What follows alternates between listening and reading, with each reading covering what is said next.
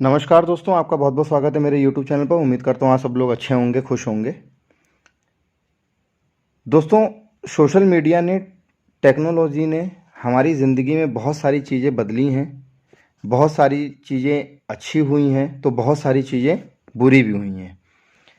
हमारी ज़िंदगी में सोशल मीडिया एक फ़ैशन सा चल चुका है। सोशल मीडिया का, चाहे वो फेसबुक हो, ट्विटर हो, व्हाट्सअप हो या फिर इंस्टाग्राम हो।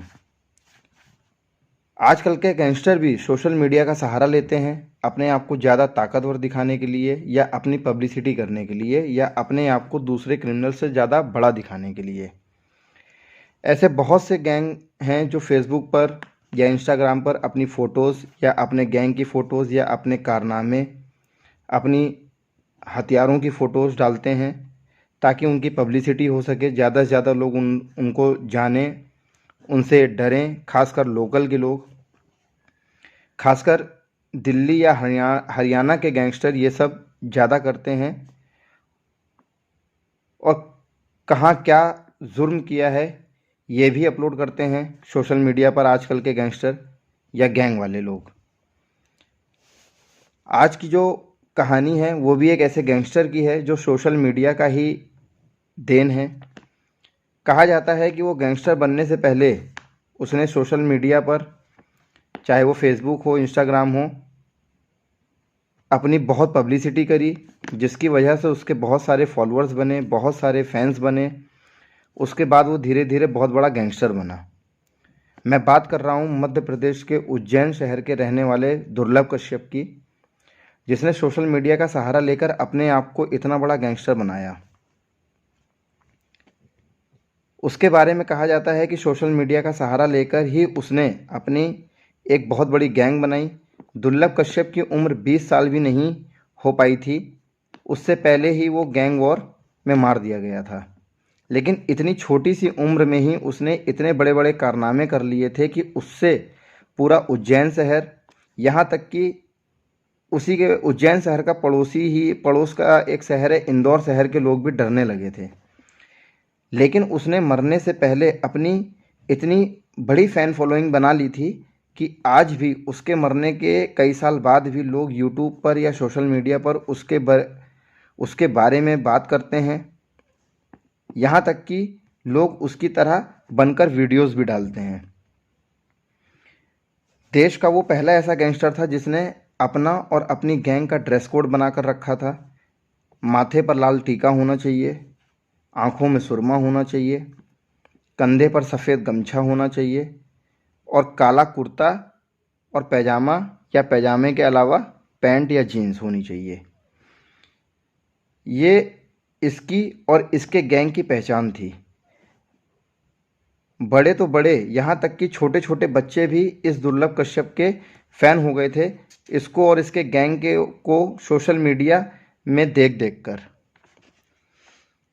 लेकिन अब दुर्लभ कश्यप की गैंग वॉर में मौत हुई थी तो बाकायदा उसके पिताजी ने एक वीडियो बनाकर और मीडिया के सामने भी आकर लोगों को ये अपील की थी कि कोई भी मेरे बेटे जैसा ना बने, कोई भी मेरे बेटे को कॉपी ना करे, क्योंकि ये जुर्म की दुनिया दूर से तो बहुत अच्छी लगती है लेकिन जुर्म करने वालों की लाइफ बहुत कम होती है। कभी ना कभी एक गैंगस्टर को उसके अंजाम तक पहुंचना ही पड़ता है। ये उसके पिताजी की, दुर्लभ कश्यप के पिताजी की अपील थी जब दुर्लभ कश्यप को गैंग वॉर में मार दिया गया था। तो ये तो थी दुर्लभ कश्यप के गैंगस्टर बनने की कहानी। चलिए अब जानते हैं कि उसकी पूरी लाइफ के बारे में। तो 8 नवंबर 2000 में दुर्लभ कश्यप का जन्म हुआ था उज्जैन शहर में। उसके पिताजी एक बिजनेसमैन थे और उसकी माँ जो थी एक स्कूल टीचर थी।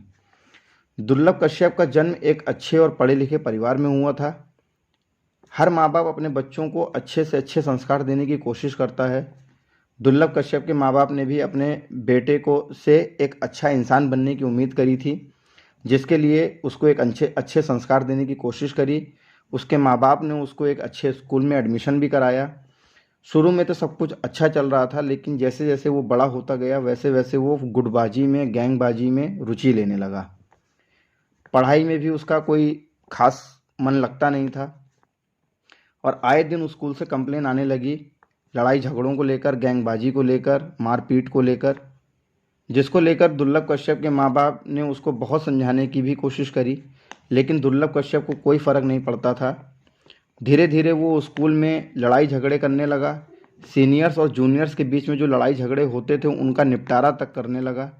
लोग उसके पास आने लगे लड़ाई झगड़ों को लेकर, वाद विवाद को लेकर, और दुर्लभ कश्यप उन लड़ाई झगड़ों को का निपटारा करने लगा। उसको इन सब चीज़ों में मज़ा भी आने लगा। मतलब कि जूनियर और सीनियर तक में अगर कोई दो गुटों में लड़ाई झगड़ा होता तो वो दोनों गुट दुर्लभ कश्यप के पास आते थे कि ताकि लड़ाई झगड़ों का निपटारा हो सके, कंप्रोमाइज़ हो सके। स्कूल के लोग, यहाँ तक कि टीचर्स भी अब उससे डरने लगे थे, और अब स्कूल में उसकी छवि एक दबंग स्टूडेंट के रूप में होने लगी थी। अब स्कूल में उसकी एक बहुत बड़ी गैंग भी बन चुकी थी, और एक तरीके से कहा जाता जाए कि उसने जुर्म की दुनिया में कदम रख चुका था। किसी तरीके से उसने अपनी स्कूल की पढ़ाई पूरी करी, और 2016 आते आते वो एक गैंग का मुखिया बन चुका था।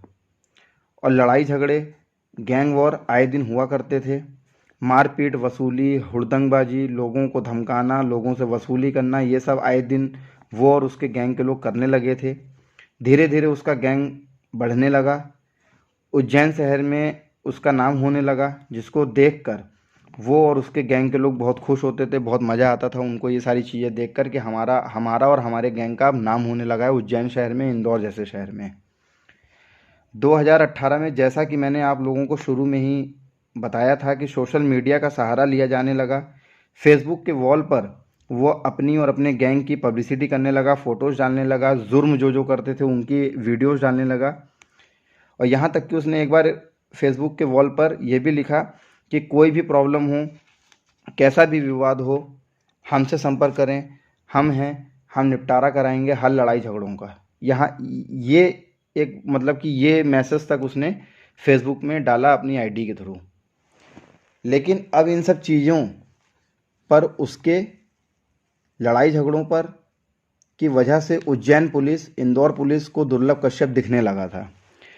हुड़दंगबाजी, मारपीट, लड़ाई झगड़े, गैंगबाजी इतनी ज़्यादा हो चुकी थी दुर्लभ कश्यप की और दुर्लभ कश्यप की गैंग की, कि अब वो लोग उज्जैन शहर के पुलिस और इंदौर शहर की पुलिस की आंखों के सामने खटकने लगे थे।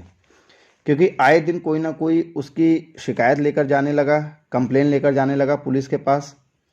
कभी वसूली की, कभी मारपीट की, कभी लड़ाई झगड़ों की। अब पुलिस भी परेशान हो चुकी थी उसकी इन सब हरकतों की वजह से। तो अक्टूबर के महीने में 2018 में पुलिस ने पहली बार उसको 23 साथियों के साथ अरेस्ट किया। मारपीट के विवाद, झगड़े और इन सब के बाद उसको और उसके साथ 23 साथियों को अरेस्ट किया। लेकिन वो बालिग नहीं था तब तक, मतलब कि वो 18 साल का नहीं हुआ था, तो उसको बाल गृह सुधार में भेज दिया गया। लेकिन जब उसको पकड़ा गया था, उसके 2 से ढाई महीने बाद ही उसकी उम्र 18 की हो गई थी, बालिग हो चुका था। तो अब उसको एक बड़े लोगों की जेल में भेज दिया गया।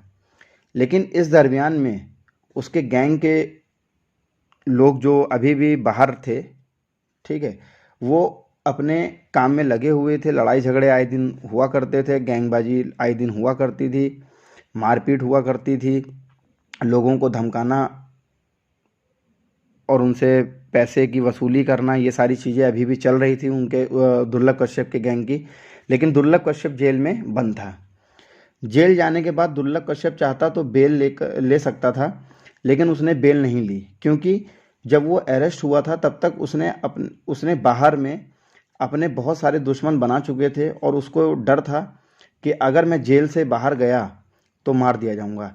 यहाँ तक कि एक बार सुबह मॉर्निंग टाइम पे जैसे जेल में मीटिंग होती है कि कैदियों को लाइन से खड़ा कर दिया जाता है और जेलर आकर बातचीत करता है हर कैदी से, उसकी प्रॉब्लम्स के बारे में पूछता है। ये जेल का रूटीन है, जेल के रूल्स एंड रेगुलेशन से करना पड़ता है। तो उज्जैन शहर में जिस जेल में वो बंद था, वहाँ के जेलर ने दुर्लभ कश्यप को एक बार यहाँ तक बोल दिया था कि अगर तुम्हारी लाइफ सबसे ज़्यादा सेफ़ है तो वो जेल में ही है, क्योंकि अगर तुम जेल से बाहर गए तो तुमने इतने दुश्मन पाल रखे हैं कि तुमको कोई भी मार देगा।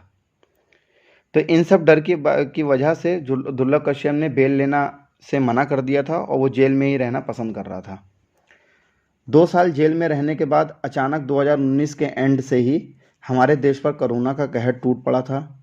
तो सरकार ने एक आदेश दिया था कि हमारे जेल में क्षमता से ज़्यादा कैदी हैं हर जेल में। हमारे इंडिया के जेलों में ये है कि हर जेल में अगर जैसे 100 लोगों की क्षमता है तो 200 कैदी हैं, तो क्षमता से ज़्यादा कैदी हैं। तो उन लोगों को जमानत में छोड़ दिया जाए जिनका जुर्म ज़्यादा संगीन नहीं है या जो बेल के हकदार हैं, और जब कोरोना कम हो जाएगा तो उनको वापस पकड़ लिया जाएगा या वापस बुला लिया जाएगा।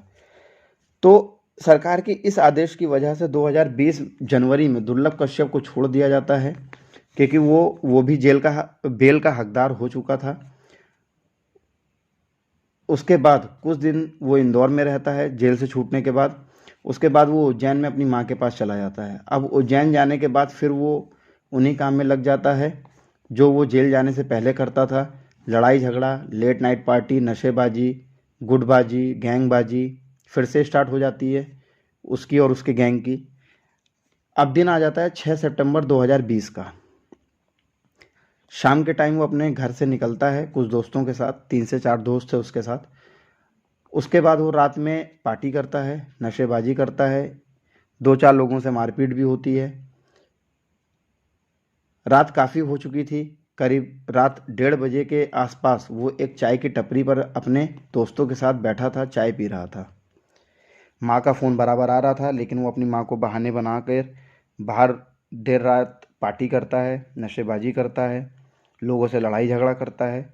और करीब 1:30 बजे के आसपास वो एक चाय की टपरी पे बैठ के चाय पी रहा था। तभी अचानक उस रात उसकी मुलाकात उसके एक दुश्मन से हो जाती है, और शायद दुर्लभ कश्यप के लिए वो रात आ चुकी थी जहाँ पर उसको अपने हर गुनाहों का हिसाब देना था। दुर्लभ कश्यप चाय पी ही रहा होता है, तभी वहाँ पर एक और बदमाश आ जाता है जिसका नाम था शाहनवाज। शाहनवाज आ जाता है अपने कुछ दोस्तों के साथ। दुर्लभ कश्यप और शाहनवाज के बीच बनती नहीं थी, दोनों एक दूसरे के कट्टर दुश्मन थे। उस रात से पहले भी उन दोनों के गैंग के बीच लड़ाई झगड़े होते रहते थे आए दिन। उस रात में भी जब वो दोनों एक दूसरे के सामने आते हैं तो कुछ बातें होती हैं, कुछ कहासुनी होती है, जिसकी वजह से दोनों गैंग के बीच लड़ाई शुरू हो जाती है, लड़ाई झगड़ा शुरू हो जाता है। और दुर्लभ कश्यप अब उसी दरमियान में अपनी जेब से पिस्तौल निकालता है, गोली चलाता है। गोली शाहनवाज के कंधे पर जाकर लगती है। ये सब देखकर उस रात शाहनवाज के साथ उसके साथी ज़्यादा थे, वो सभी दुर्लभ कश्यप पर टूट पड़ते हैं चाकू लेकर। दुर्लभ कश्यप के साथ उस रात 3 से 4 दोस्त ही थे उसके साथ। वो सब भाग जाते हैं अपनी जान बचाकर किसी तरीके से, और अकेला पड़ जाता है दुर्लभ कश्यप। कहते हैं शाहनवाज पर गोली चलने के बाद उसके जो 8 से 10 दोस्त थे उन लोगों के ऊपर खून सवार था। और जब दुर्लभ कश्यप को वो मारने लग जाते हैं तो कहते हैं कि 34 बार चाकू से वार किया गया है उसके शरीर पर। पोस्टमार्टम के दरमियान पे 34 घाव बताए थे डॉक्टर्स ने चाकू के शाहनवाज के दुर्लभ कश्यप के शरीर पर। मौके पर ही दुर्लभ कश्यप की मौत हो जाती है। उसके बाद शाहनवाज का गैंग भी वहाँ से भाग जाता है। फिर पुलिस को बुलाया जाता है, पुलिस आती है, उस चाय वाले से बयान लेती है, और अगले दिन सुबह ये न्यूज़ सबको पता चल चुकी थी कि दुर्लभ कश्यप की मौत हो चुकी है गैंग वॉर में। एक गैंग वॉर में उस पर चाकू से वार किया गया, जिसकी वजह से उसकी मौके पर ही मौत हो गई। कहते हैं दोस्तों, ये पुलिस का बयान भी है। कहते हैं कि जब चाय वाले से पुलिस के लोग बयान ले रहे थे दुर्लभ कश्यप की मौत के बाद, तो चाय वाले ने ही शाहनवाज के गैंग को, जब शाहनवाज के गैंग के लोग दुर्लभ कश्यप पर वार करने लगते हैं तो चाय वाले ने ही ये कहा था शाहनवाज के को और शाहनवाज के गैंग के लोगों को कि दुर्लभ कश्यप पे तुम लोगों ने वार कर दिया है, इसको आज ही जान से मार दो, वरना उज्जैन शहर में हाहाकार मच जाएगा। इतनी ज़्यादा मतलब कि दुर्लभ कश्यप की उज्जैन शहर में मतलब एक धाक हो चुकी थी।